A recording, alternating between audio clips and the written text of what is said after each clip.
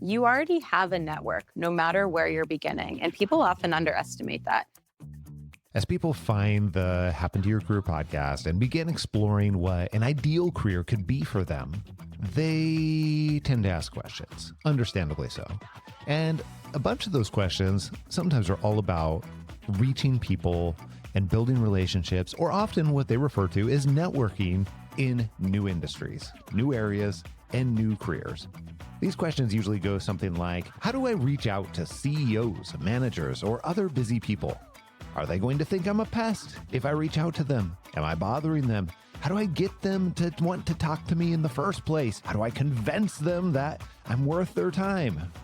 Well, I understand the reasoning behind these questions, and I want to give you a different way to think about it, because we've been teaching this and how to do this for many years. But because we get these questions so often, we wanted to bring on another person who has a lot of expertise in this topic.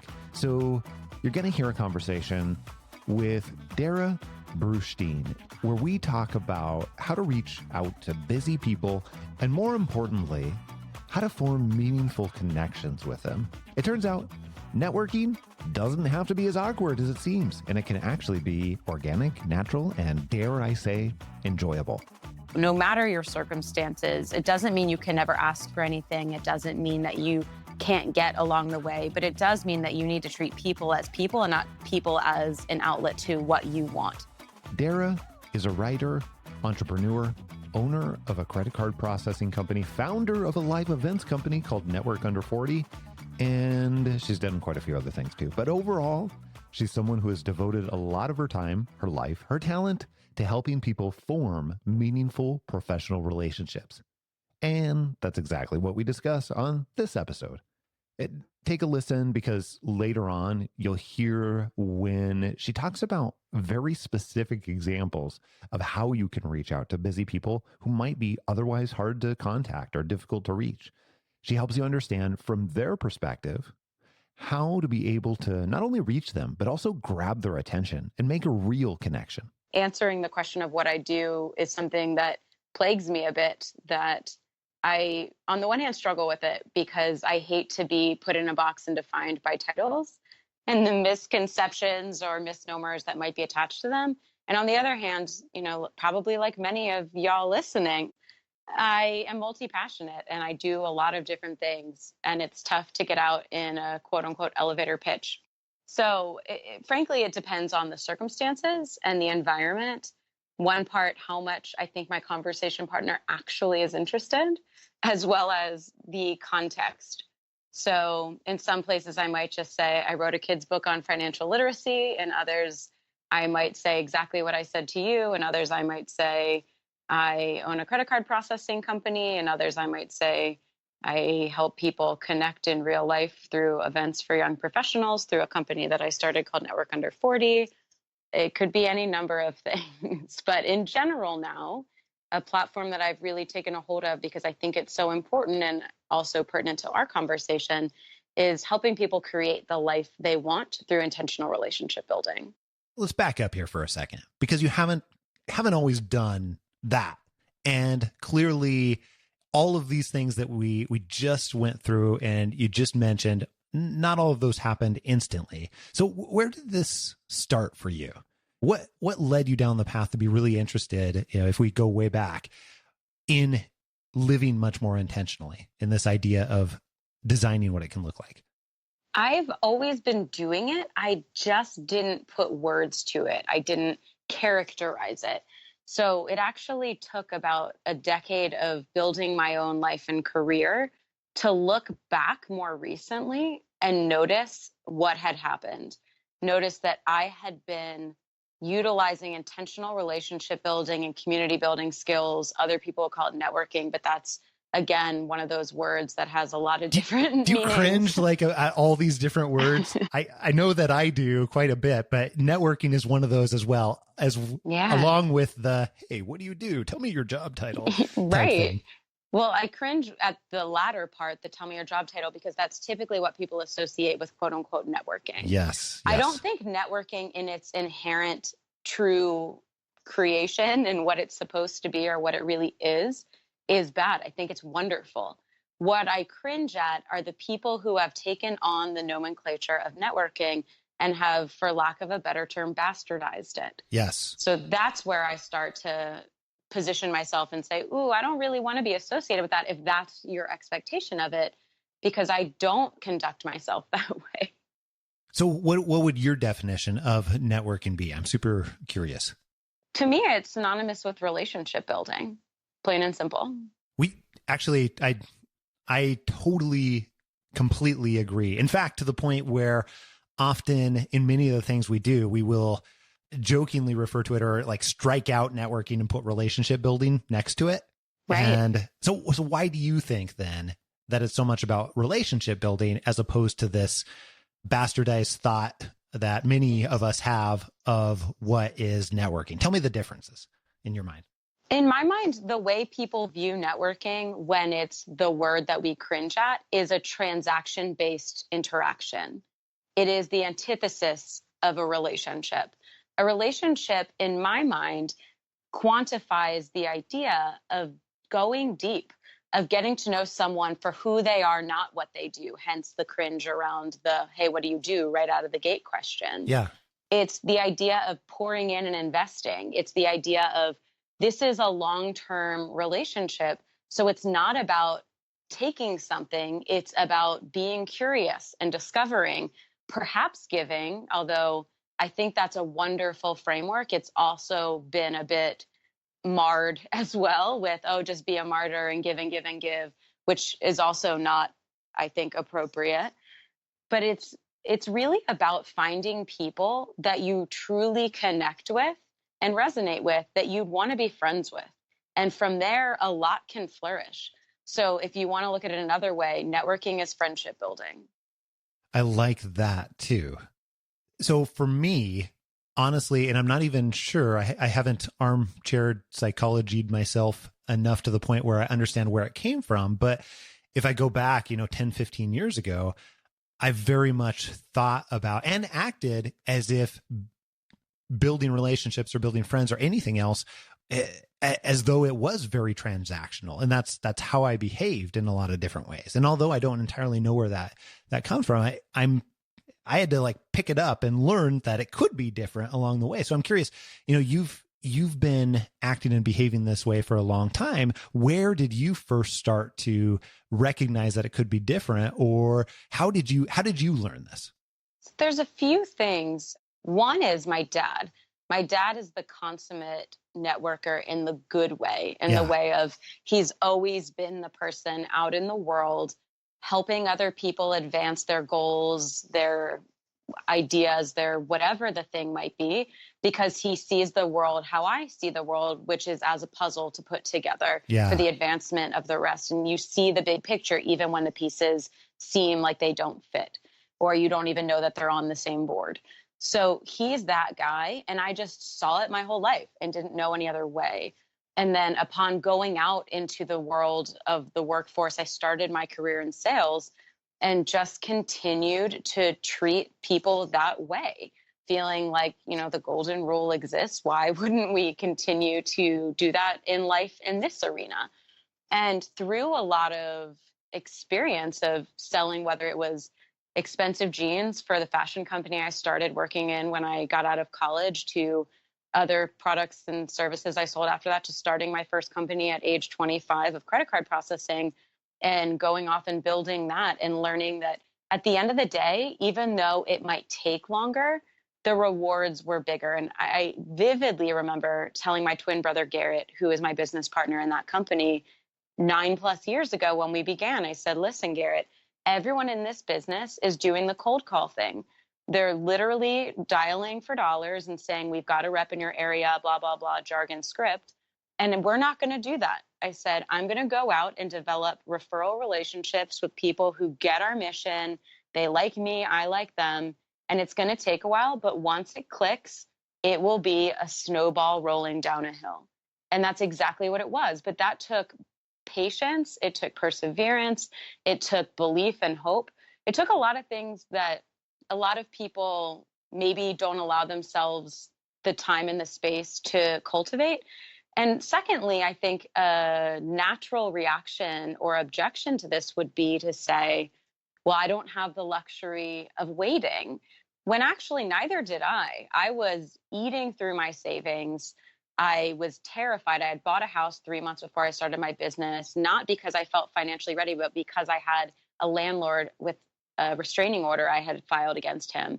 So I was in a position of feeling the desperation that a lot of people feel when they say, well, I need to get something now. I can worry about the long term later. But I still knew that I needed to come at it that way because it was going to pay off in the long run. So no matter your circumstances, it doesn't mean you can never ask for anything. It doesn't mean that you can't get along the way, but it does mean that you need to treat people as people and not people as an outlet to what you want. At that particular time, what caused you to be sure enough? Because I don't think there's any ultimate assurance for anything, any place, but what caused you to be sure enough to where you committed to that type of strategy as opposed to what so many people will do with that short-term transactional type approach? So the snowball versus the transaction, right? It wasn't that I necessarily was comparing the two, but what I was doing was feeling out what's authentic to me. And that was authentic to me. And I was lucky because of my grooming growing up and just my own natural wiring, I suppose, that came more organically. And then in going into the real world and being a young adult in the business community, I remember going to Chamber of Commerce meetings in Atlanta, where I'm based, and meeting people who were my parents' age predominantly and had been in their careers for decades upon decades and feeling quite intimidated. And watching some of them do it what I consider to be well and modeling that, and others doing it what I'd consider to be not well, which is the transactional business card shove, not interested in you at all, looking at your name tag, not in your eyes, like that whole kind of jam. And feeling so gross and feeling like you don't think of me as a person. I am just a company, a title, a transaction, a sale, an introduction. And I didn't want to do that to other people either. So that only continued to cement and solidify for me why that was what I was going to continue to live out.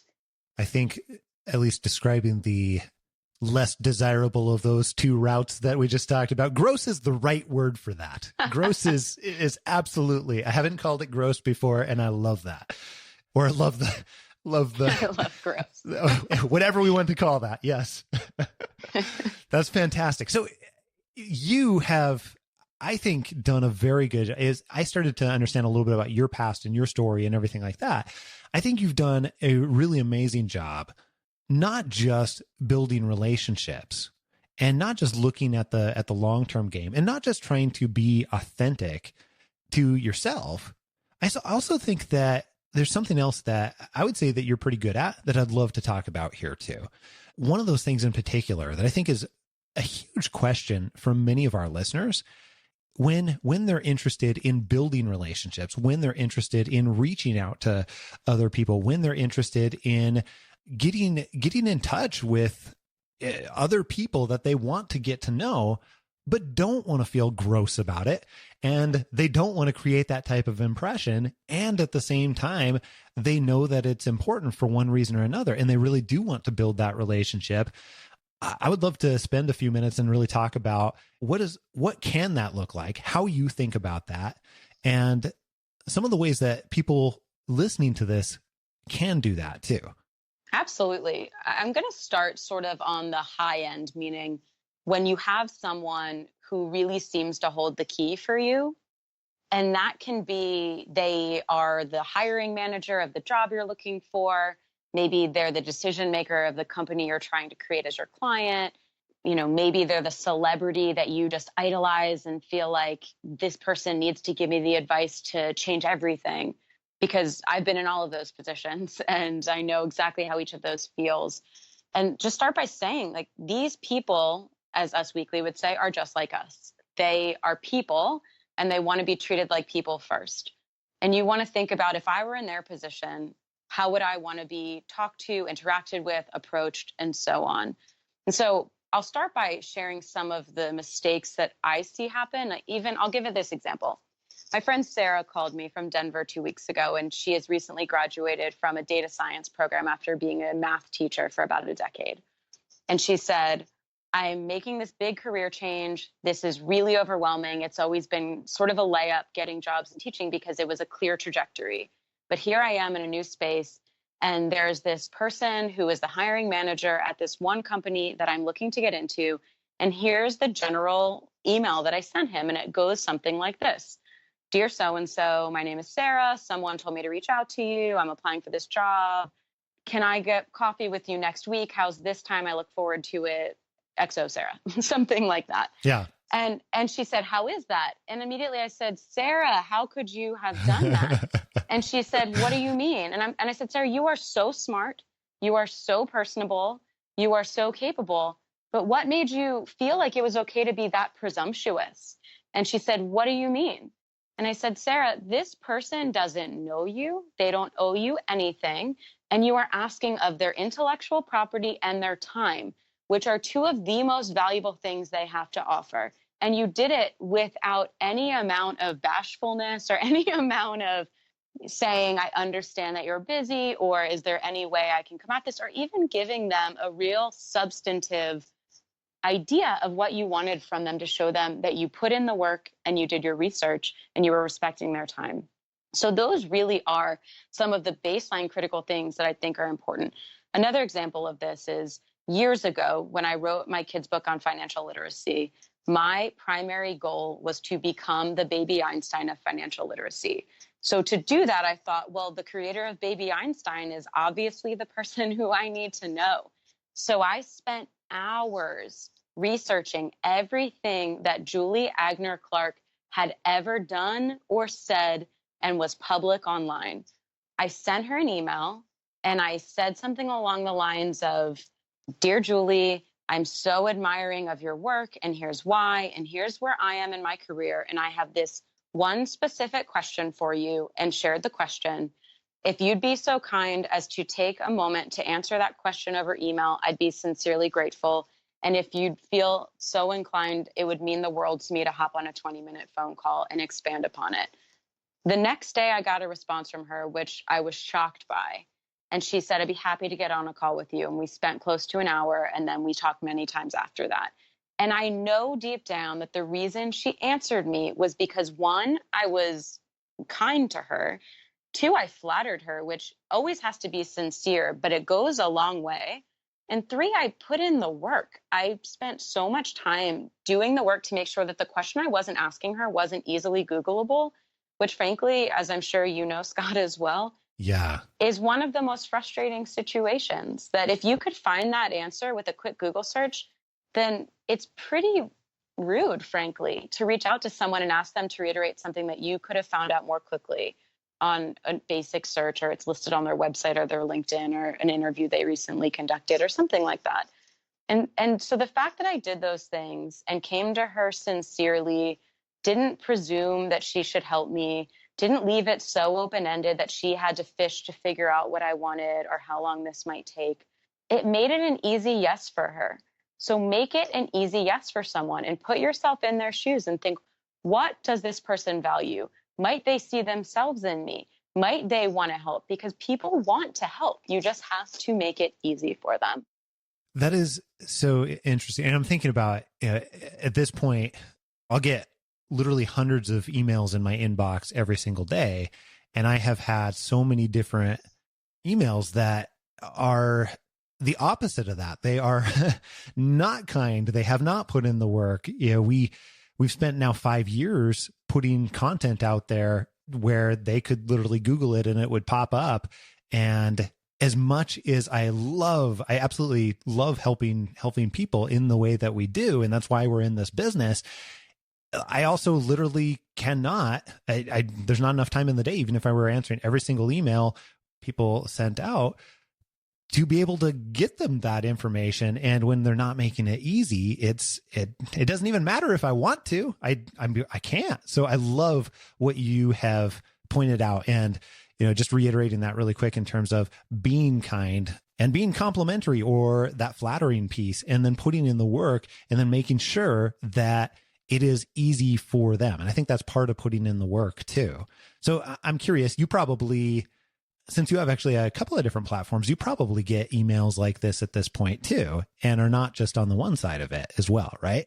I get them all the time. So one, I write for Forbes. And when you write for Forbes, you get a lot of unsolicited people Yes. either pitching you their thing and their press release, or saying, hey, can you mentor me on this? Or can we have coffee or hop on a call to teach me about this? Or any number of other things. Or same thing with having a company called Network Under 40, where, we have 30,000 people in a number of mid-tier US cities who are a part of our organization. And because of the natural framework of a brand around networking and connection and relationship building, there is a misguided perception or assumption that you can spend one-on-one time with every one of those 30,000 people, which is not the goal. The goal is to help you find local connections that you really click with.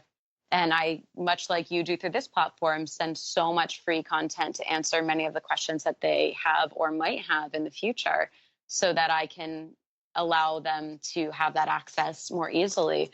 And I'd say for anyone who gets those types of inquiries, there's a few ways that can be really useful to handle them, because saying no can be really awkward. However, I don't love to ignore people. The only times I really ignore emails is if I feel like it wasn't personal to me whatsoever, like you sent out a bulk press release and wanted to just send it to every person whose email you could extract off of a list somewhere. But beyond that, I think it's, again, in that human relationship piece, that even if I'm unwilling to do the thing that you asked, I'm still going to try my best to be gracious to you and tell you no. But from there, my hope is that you as the recipient will respect that.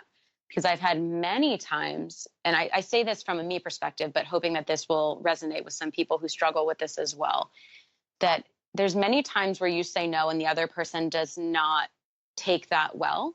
And they look at you like, what a jerk, or how dare you, or I was entitled to that, when none of us are entitled to other people's time and resources. It's generous of them to offer them.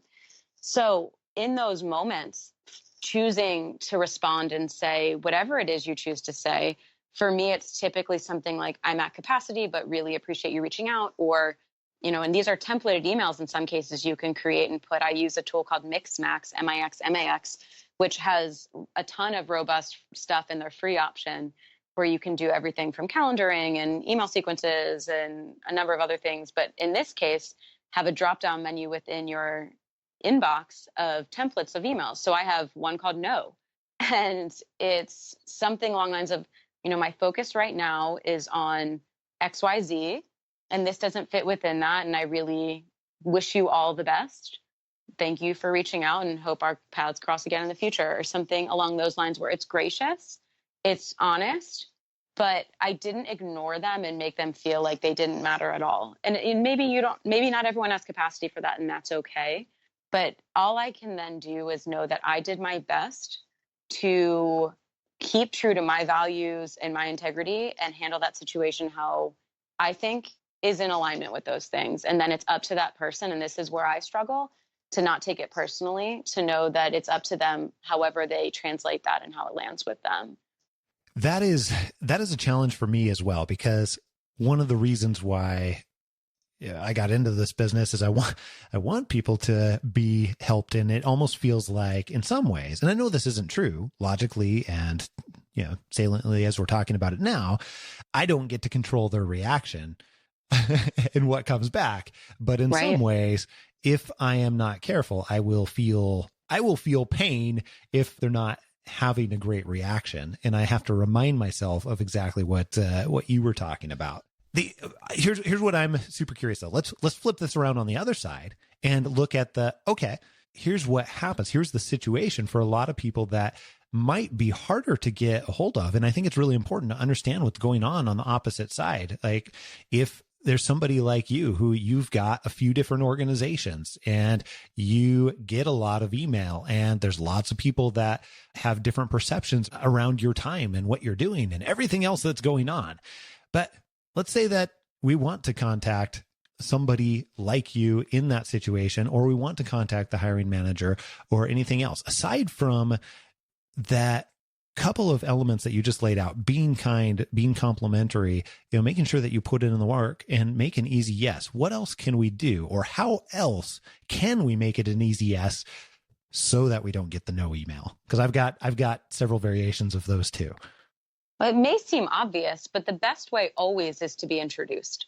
Yes. Having the ability to ride on someone else's reputational equity will always benefit you. And doing so comes with a lot of trust and expectation that you are going to treat it well and not be damaging to it, hopefully continue to elevate it. That is always the best way. And now more than ever, we live in a time where it is so much easier to figure out who knows whom through all of the social media tools that we have at our free disposal and access that everyone's constantly updating. Like, for example, I always say that LinkedIn is like my CRM that other people update. And for those who don't know what a CRM is, it's customer relationship management. But in this case, it's basically just a living, breathing Rolodex that other people are constantly updating with where they are in the world, what they're up to, and who their connections are. So if you're talking to a hiring manager and you're looking for someone, or you're wanting to talk to a hiring manager and you're looking for someone to make that introduction, go to LinkedIn, go to Facebook, see where the mutual connections are. They're 1, 2, 3 degrees away, and start to get introduced through the chain to that person, because then you open the door. There's a study, I may be bastardizing this as well, but I believe it came from Stanford, and it's called the idea, or something along the idea of the power of loose ties. And it talks about how most things happen. The power of weak ties. Thank you. Yeah. Weak ties. Thank you. Yeah. And it's how everything really happens statistically through weak ties. So it's not always or often the first degree connection, but it's the second, third, or fourth, where someone introduces you to someone who introduces you to someone who then makes that introduction that you're looking for, or someone who you don't actually know super well, but they feel good enough about you that they're willing to make the introduction, because it can actually work against you sometimes when you know someone too well, where they think, well, I actually know too much about you and I know you're good and you're bad, and maybe I'm less inclined to make that introduction for you because they know so much about you. Whereas the person that you met at a conference or a cocktail party or a dinner party or on an airplane might feel like that interaction they had with you for 5 minutes or 20 minutes was positive enough that they're willing to open the door for you. So there is so much power in those, and we should never underestimate them, which is why it's really important to follow up when you meet someone, to make sure that when you meet someone in the first place, that you're doing so thoughtfully and you're making a great impression, that you're continuing to nurture that relationship over time, because there likely will come a time where you're going to want to turn around and ask for something.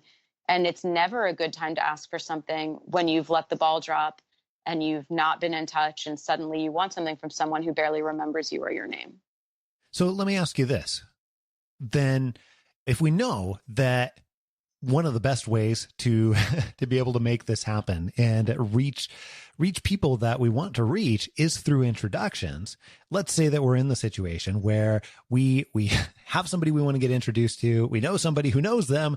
What can I do to make it even easier or more successful? How can I, let's break this down even a little bit more. What can I do from there? Similarly, you're going to want to make it easy for someone to say yes. In this case, I think you can craft emails, like a 1-paragraph email that they just can tweak if they feel like it doesn't match their tone or their writing style, and say, hey, here's a little example of something you're free to use. So it makes it super simple, and just spell it out, do it directly and easily, so that they say no problem, or they can just forward it on, send them the email knowing that whatever you're saying, that you'd be more than happy for that other person you're looking to get connected with might read. So again, just creating this templated situation where that person can say no problem, copy paste, send it over, or forward, send it along. Took them 10 seconds or less, but they feel really great about it. You got the outcome that you wanted and needed, and then hopefully you can get the yes. What if you don't get the yes? That's okay too. I'm curious, where have you had a situation in the past where you didn't get the yes, and what ended up happening from there that you were able to either overcome it or something else good came from it?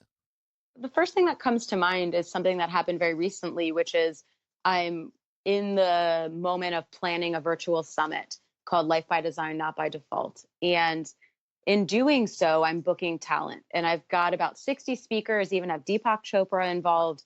And I really wanted Scooter Braun to do it. And Scooter Braun is someone with whom I went to college, but we only casually knew each other.